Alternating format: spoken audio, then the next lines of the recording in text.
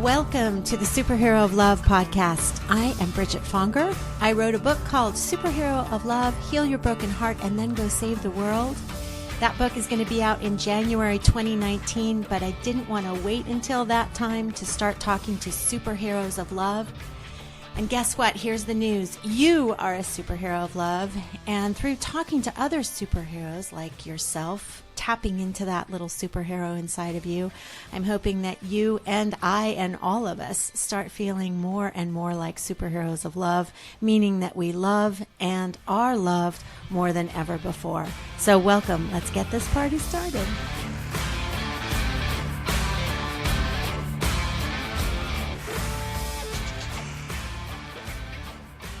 Welcome, superheroes. We are here with a delightful, amazing woman, film director, a giant heart, a superhero of love, who's been married over 50 years, who has a vibrant, close-knit family, who is successfully being a mom, a grandmother, and leading her family with love, leading her life with love, leading her career with love. Welcome, Jerri Sher. Thank you so much, Bridget. Thank you for having me on your show. Jerri and I ran into each other on 4th of July, and I wish you were wearing your glasses right now. I forgot to tell you to wear your glasses because she has the most hilarious, oh good, she's going to go get them.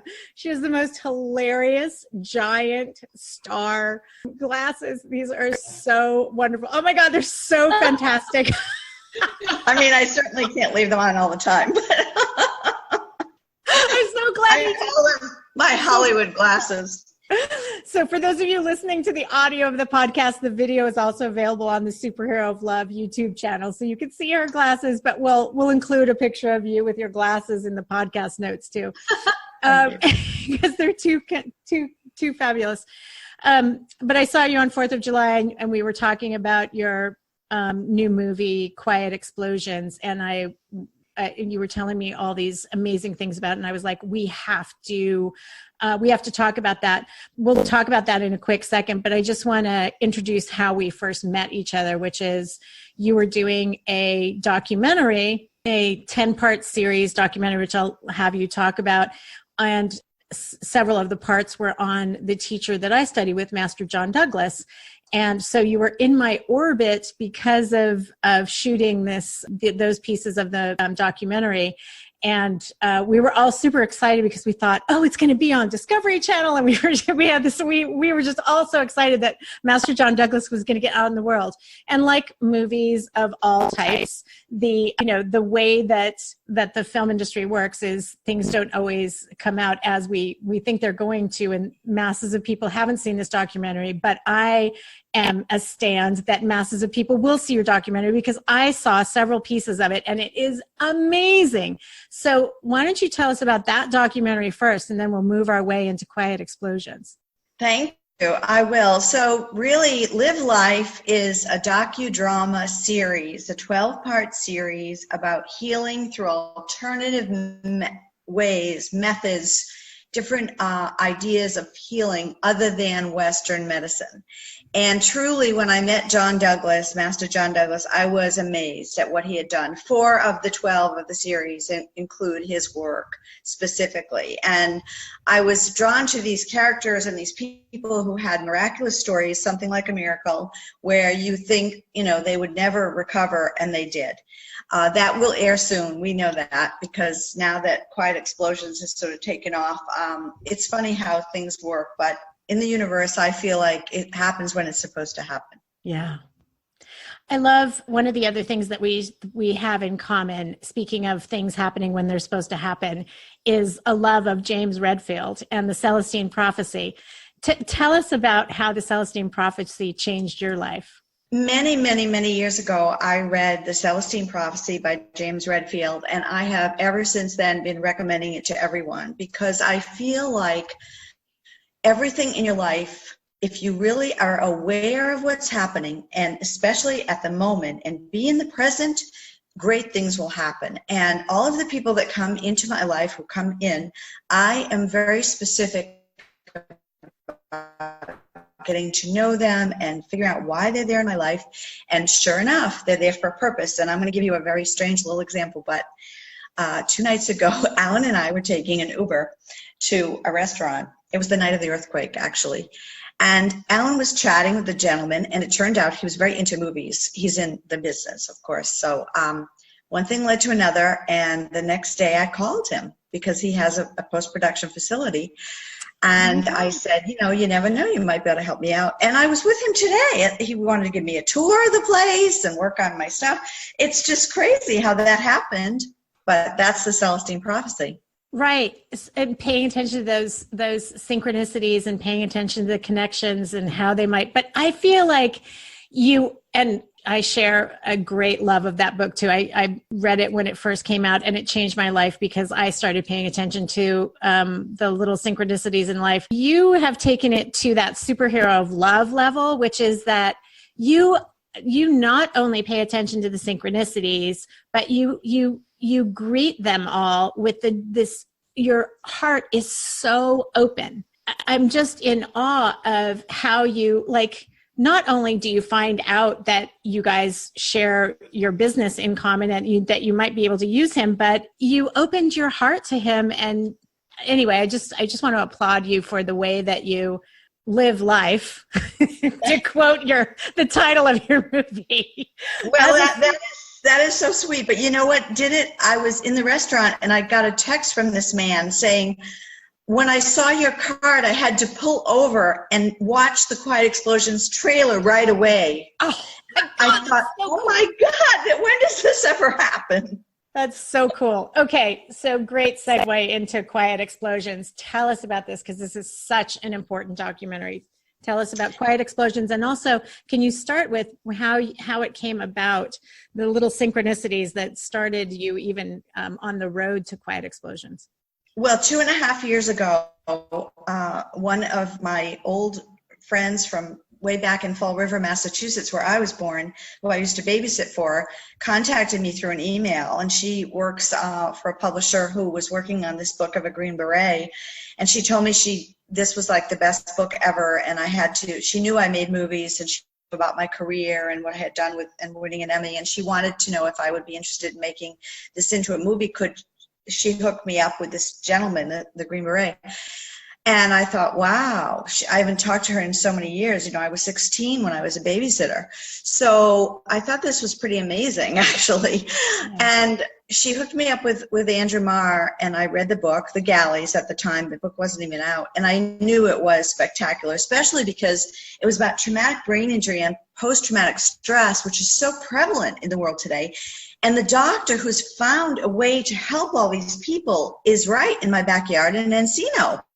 So I knew this was for me specifically, and she put us in touch, and Andrew came out here to meet me. He watched 3 episodes of Live Life, and he just stood up and was crying and clapping, and he said, you have the rights to the book. And I said, well, Andrew, that's good, but I'll only do this movie under one condition. It'll be a third military, a third civilian, and a third athletes, because I knew what was happening to the football players and the soccer players and people who were boxing, and I wanted this to affect everyone in the world.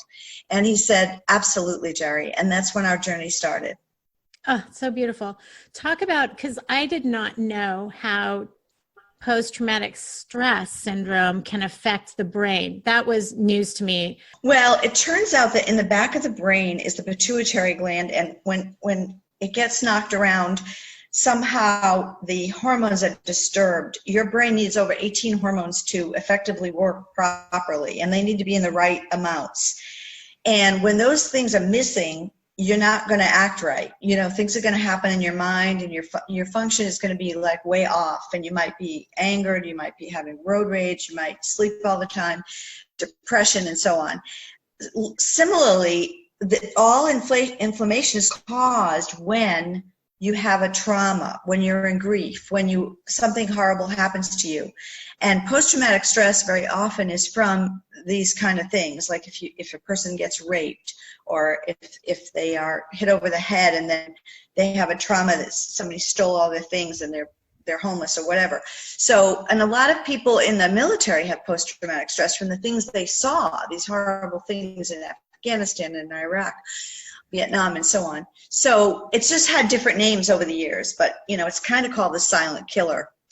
And now there is a way to help all these people, whether it's from just post-traumatic stress or a beating over the head or, a helmet and being crushed to the ground in football. The similar ways to combat all of these symptoms and make them better and regulate the hormones. Dr. Gordon does extensive blood work, and he figures out exactly what's missing, to what degree, and replenishes everything that you need to make your brain right. And on some level, does everybody, should everybody be tested? I mean, it just sounds like everybody's gone through some huge trauma in their life. In other words, do the chemicals go out of balance and stay out of balance? Is there a sustained injury, in other words, from even an emotional trauma?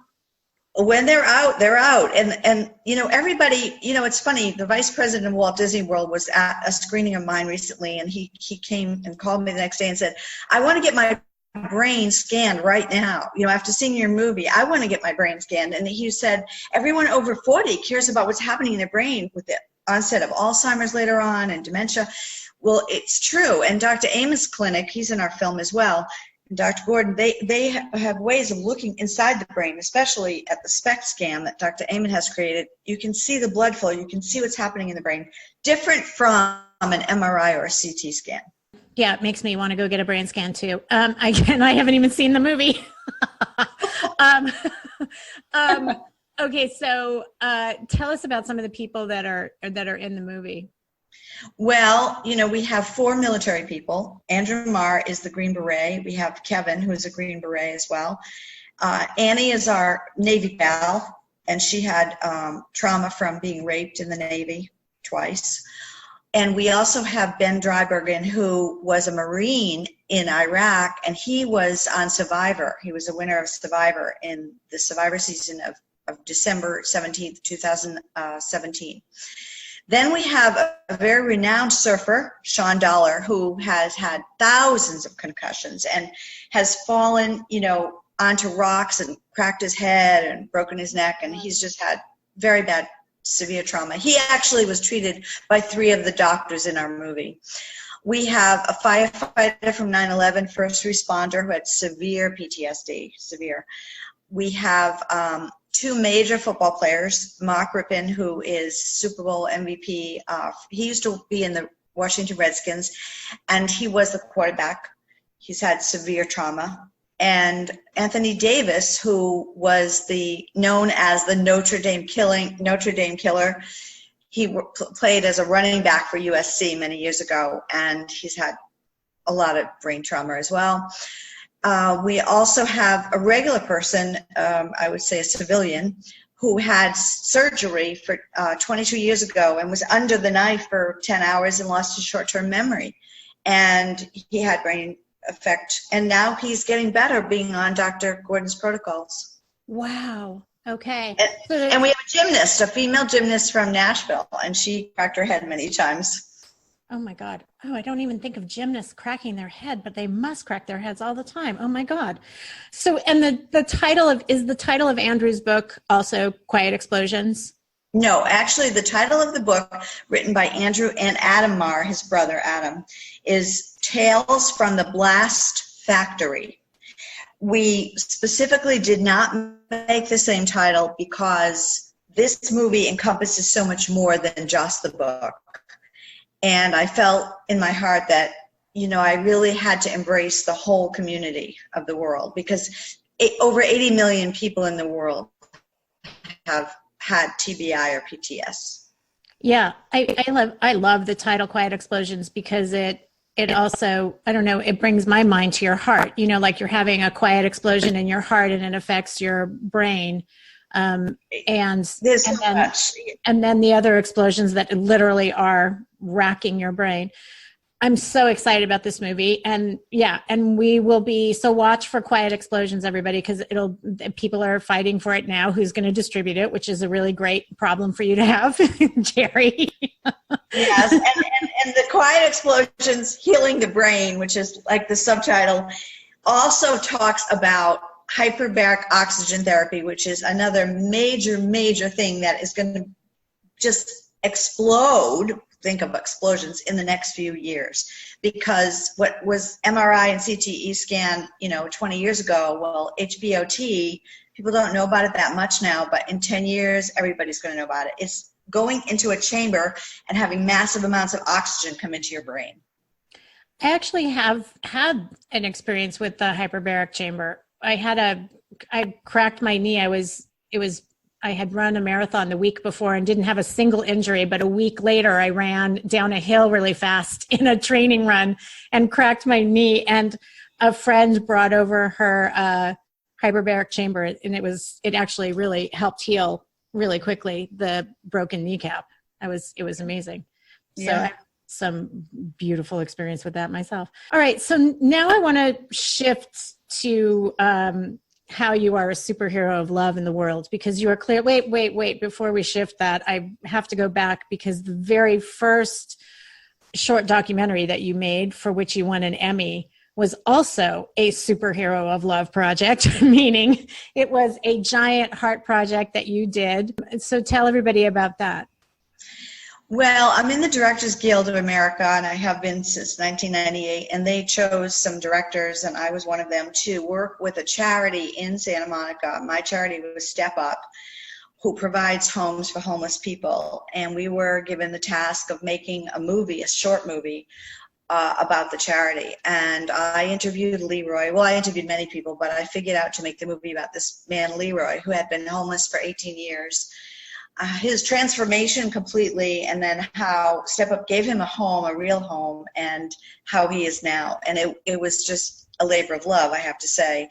I fell in love with all the people at Step Up and how they help everybody, and it was just a great thing. And everybody just jumped on board to make sure that movie happened, and that's the one that I won the Emmys for. And congratulations. But they're all love projects, all of these projects, and they all help inspire people's hearts, empower them, clear their hearts, look at their own hearts and see where they may want to look inside and see if there's something to unravel or to take care of. So bravo for all that work that you do. I'm so in awe of you, and you just keep going at it. You just keep, and you're following those. I just love the stories, because we don't have time to tell all the stories, but each and every one of these projects, like the amount of synchronicities, and you just follow your heart every step of the way, and the world rises to meet you, right? And somebody might say, oh, she's lucky, but really it's the energy that you put out into the world. You lead with your heart, and the world rises to meet you. Don't you feel that that's my observance of you, but do you feel that that's the way it is? I would say I follow my heart, but I also listen to my heart. I follow my heart, I listen to my heart, but I also know that the big thing in life is what you give, you receive.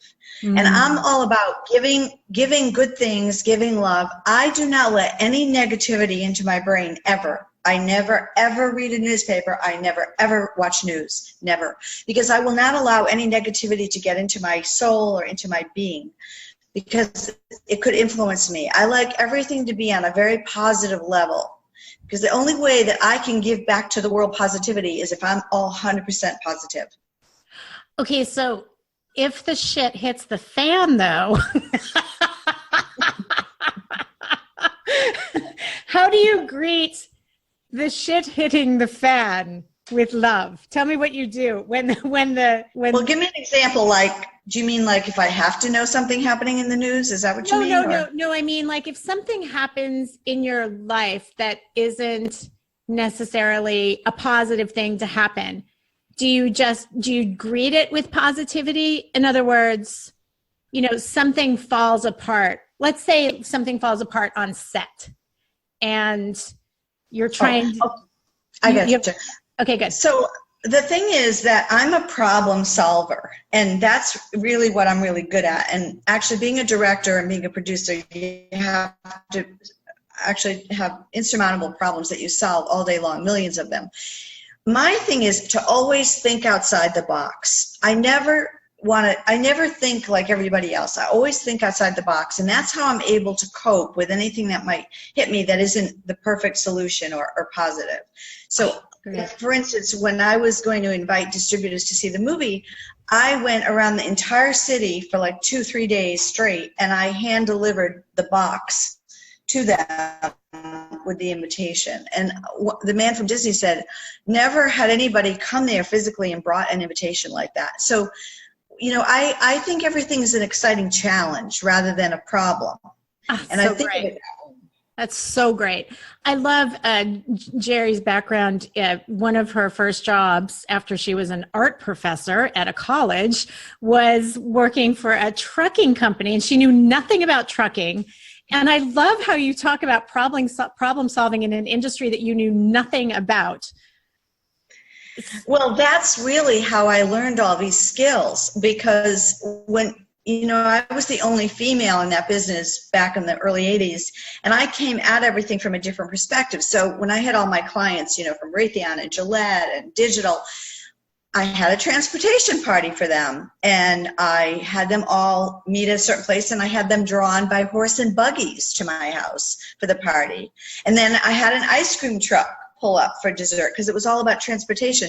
And, you know, I just think of these exciting ideas that nobody's thought of before, and that's kind of how I do it. I also think that my training about problem solving comes from Anthony Robbins, because Tony Robbins, I took all his courses, and I had the privilege of being at his castle before he went to Camp David with the president when he was so famous. So I learned so much from that. I learned that I can do anything. I can move mountains. I mean, I'm not film school taught. I mean, I didn't have a degree in film, and yet I'm making these movies all the time, and I know how to do it. So I feel like, you know, the universe and God and the angels are giving me what I need when I need it. And I listen to that. And then I take it and I use it to the best of my ability. And I try to empower other people.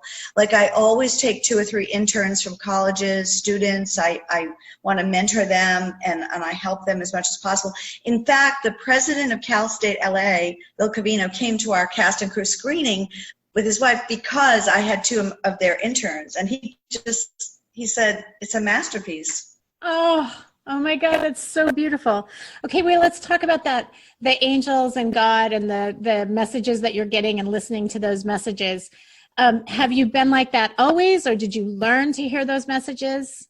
I have to tell you that even when I was quite young, very young, I would say I would get information. Like, the first book I wrote was about the cure for HIV/AIDS. And when I came up with the theory, all my doctor friends said I was crazy, but it turned out that the theory I came up with was actually happening for real a few years later. So I don't know how, but somehow I'm downloaded information.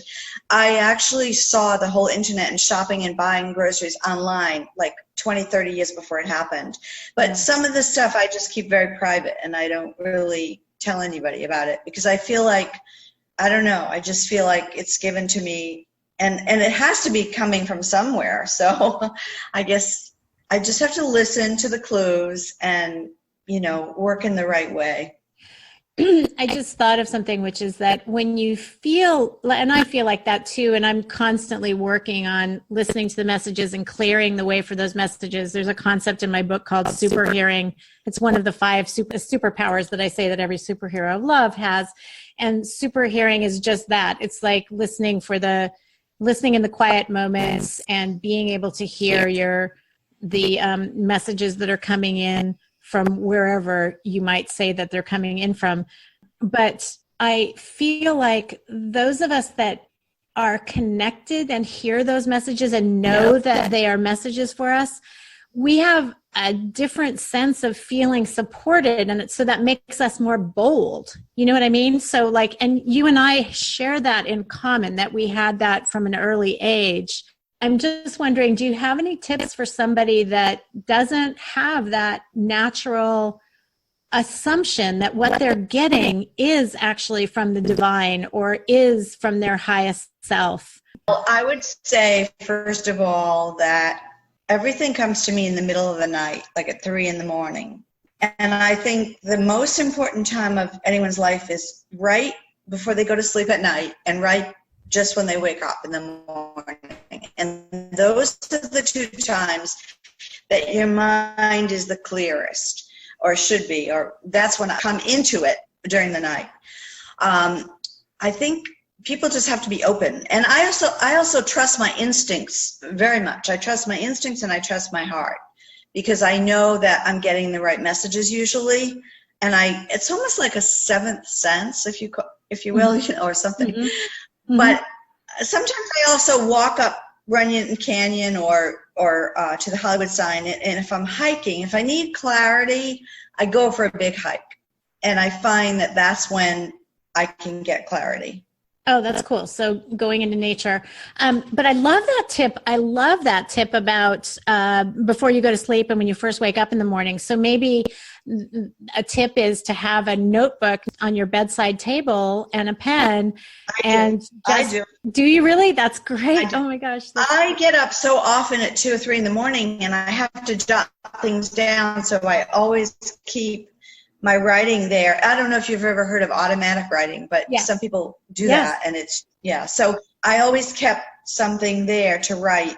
As a lot of times poetry comes into me, and then I write it in the middle of the night. Well, let's tell everybody else about automatic writing, though. So you can go ahead and give them that little tutorial, just in case they've never heard of automatic. Well, I had some friends back in Boston where I grew up, and they told me that they would wake up and just start writing, and it was called automatic writing, and things would pour out of them that they didn't even know where they got the source from.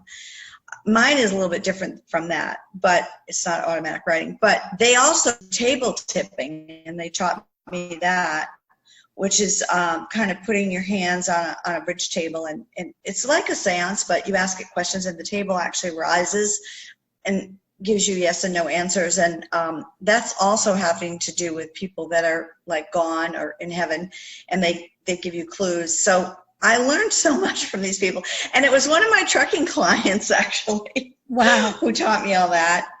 Yeah, he couldn't believe that now I'm making movies, but it's so funny. That's so fantastic. I learned about automatic writing in high school, but my teacher called it fire writing, and just write and don't care about but he wasn't connecting it with the divine. And then my dad later connected it with the divine. And I still use that as a tool.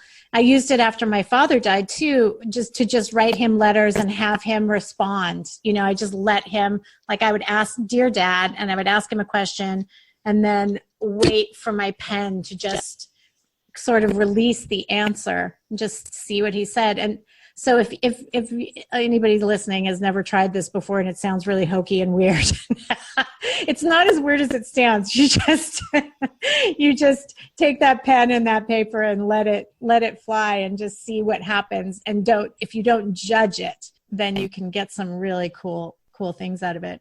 All right. So now I'm going to steer back to your personal life because I am so inspired. In August, you're going to be celebrating your 50th anniversary with Alan.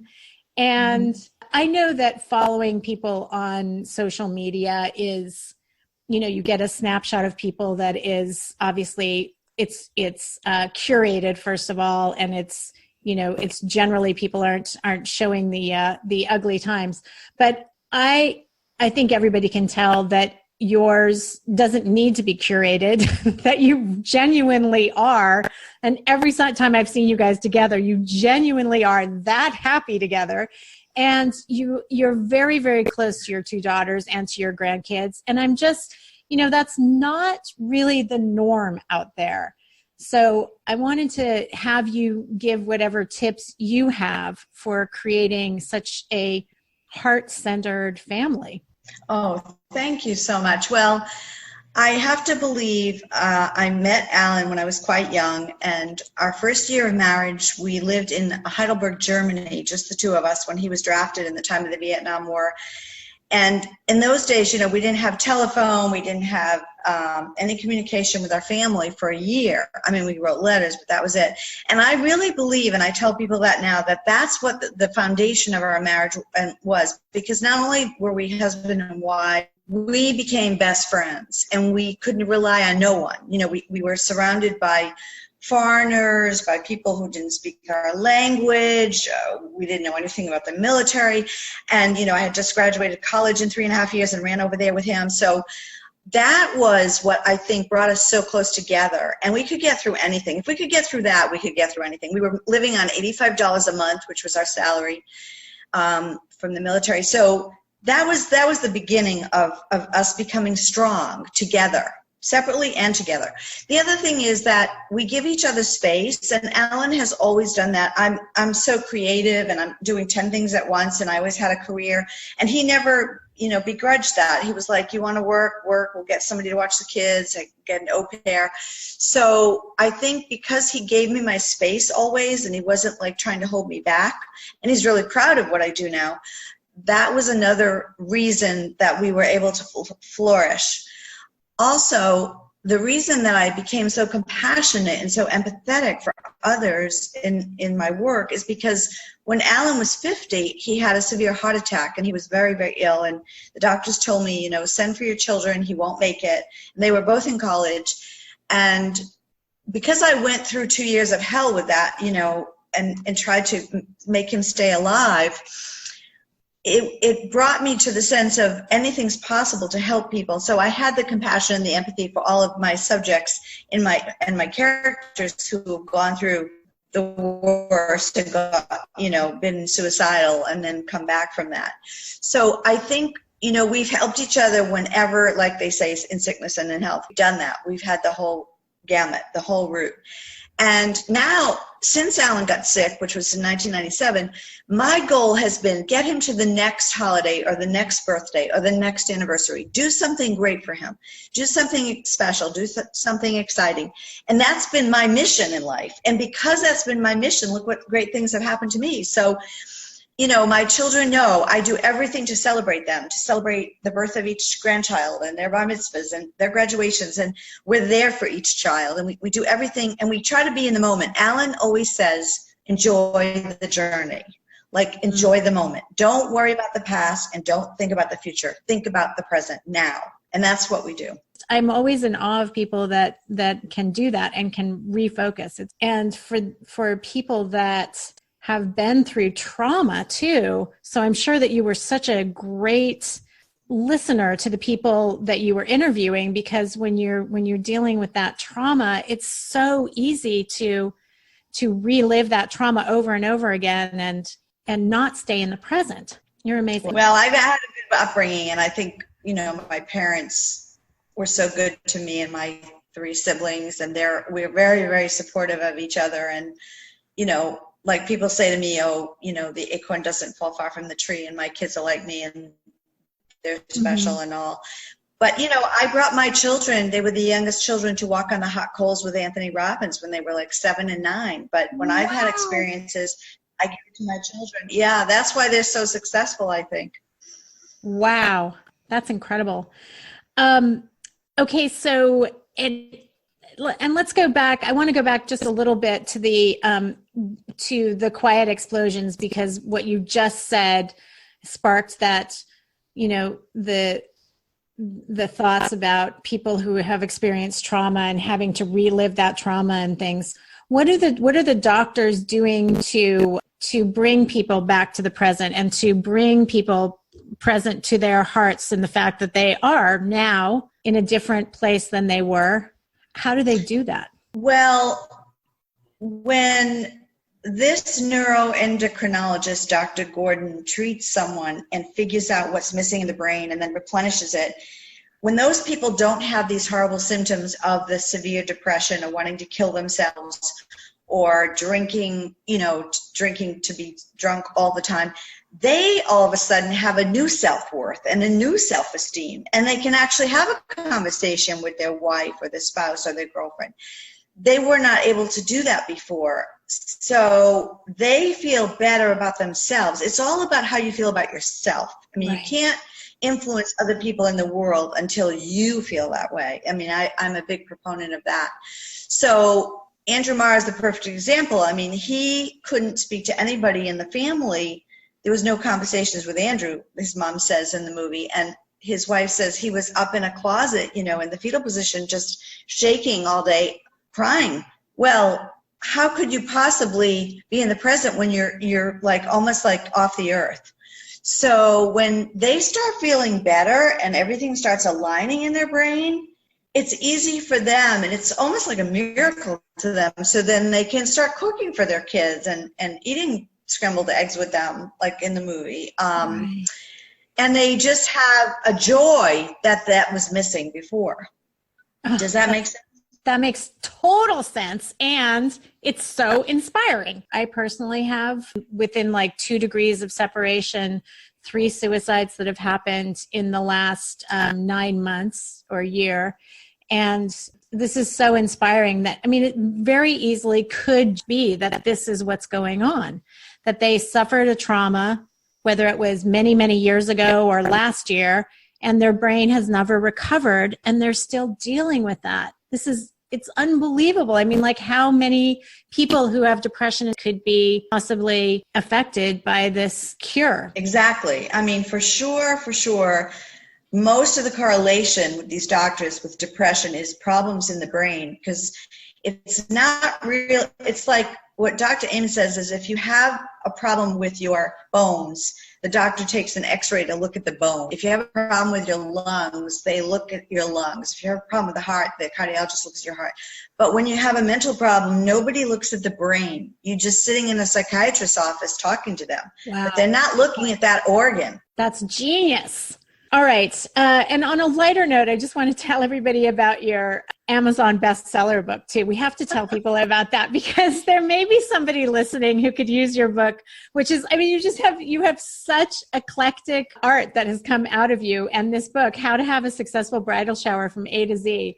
Well, all my life I've been giving parties and having parties, even when I was in the trucking business, especially, thinking up these great ideas. And that's kind of why when my daughters were ready to become, married and have showers, we had all these extraordinary things happening. And I'd been collecting all these recipes over the years from my mom, who was a fabulous cook. And then I decided I'll just write everything down. And I kept writing the book, and then I wanted people to have a fun thing, so I said A to Z, so I could have, like, a B, a Bridget party, or J, a Jerry party, and I came up with these great names for each party. So it's really a mix and match. You can use this book for Halloween or, Christmas or birthday or anniversary, because everything's mix and match. But I felt like you really have to have fun in life. I work really hard, but I also have fun. And when I'm working, I'm working. I'm 150% doing what I'm doing at the time, but I can compartmentalize my brain so that when I'm reading a story to my grandchild, that's where I am, and I'm nowhere else. And when I'm, in a party or having a party or giving a party, that's where I am. So we had a great party for the cast and crew after the screening, and everybody was just, you could tell it was almost like we were all in heaven, because I had a red carpet, and I had them walk through the red carpet, and then there was the poster to take a picture. Anyway, it was just fabulous, and everybody, there was so much camaraderie and so much love. I mean, it was really amazing. So the book is really my life. I mean, it's all about, celebrating good times. It's so beautiful. And it's also, I was just talking about this with a friend, because I love to throw dinner parties, and I always have too, since I went to college and finally had my own kitchen. I've thrown dinner parties, and I feel like it's such a fun way to also express your love for people. Like, that's the way, like, my friend that I was talking to about this said, like, throwing a dinner party makes me want to shoot myself in the head. But for you, it's your joy. It's so true. It's like, not everybody is it that their expression of love. But for you and me, like, throwing parties is an expression of love. And it is. It's fun for us. But I'm sure that your book also makes it easier for the people that find party giving stressful. Well, it gives them over 500 ideas, so they don't have to think, and it's very creative. My thing in life is very creativity, because when I was 8 years old, I won this art contest in grammar school, and I knew then I was going to become a painter and an artist, and my parents knew it too. The art comes through in every aspect of my life. And when I was in trucking, the only way the art could come through was giving parties. And they gave me an 84-foot yacht, the Pretty Woman yacht, and I used to have parties on this yacht. And it was so much fun, So And now I still continue to do that in different ways to entertain. It could be even 2 or 3 women on a tea or, a luncheon. But if you have a place card or you give them a gift when they leave, it's just the special things in life. Right. And you have, there's so much going on in the world and so much digital going on. I think we have to get back to basics. I always say I should have been born in the time of the covered wagons, with the big hoop dresses, because I always wear a hat and I like to have a hat collection, because I think there's so much creativity that we're missing. Some people are missing because they're not thinking outside the box. I have seen that you are living your life that way, and it's such a great shining light to follow. Thinking outside the box and being as creative as possible. When you're in fear, it's hard to be creative, and it's hard. And if you don't know what you're doing, you can be in fear. So if somebody is kind of paralyzed by fear and doesn't know what they're doing, and you want to spark them to creativity, is there anything that you would say to those people? Well, the problem with the word fear is, and this is why I shudder to think of people in fear, is they really are almost like in a paralyzation. They're paralyzed, and they're not open. They're opposite of open. They're like becoming a shell of sorts. So my thing is that people need to open up their heart and open up their mind. That's the only way they're going to be lacking of fear and not having fear. And I say, write things down. Like if you're afraid of something, write down what it is and then tear it up into a million pieces of paper and then burn it. Okay, the fear's gone. It might be a little metaphorical, but that's okay. And then do the opposite. Write down 2 good things or 5 good things. It might be as simple as taking a hot bubble bath with candles going, or buying a new lipstick for a woman, or, going to a game with some guys and eating peanuts all day or something. But you want to get out of that habit and that shell of being so scared and so fearful that you won't let yourself go. Let yourself just imagine the best. Imagine wonderful things. And you can use that notebook next to your bedside for that too, right? Imagining. I like to, when people are trying to figure out what they want to do next in life, I always say, just let yourself do the automatic writing. I call it fire writing. Just do the fire writing about your ideal life, your ideal job. You don't even have to know what that job is, but imagine, are there people around, or do you work a 5-hour day, or do you work a 15-hour day? And do you work on weekends too? And things like that. It's like, just let your imagination go. And for the people that are not used to letting their imagination go and thinking outside the box. One thing I should mention, because it's so important, is you should only surround yourself with people like yourself or better, and positive people. Like, I never associate with people who are negative, or if I don't feel like they're at my level, on a positive level, I cannot associate with them.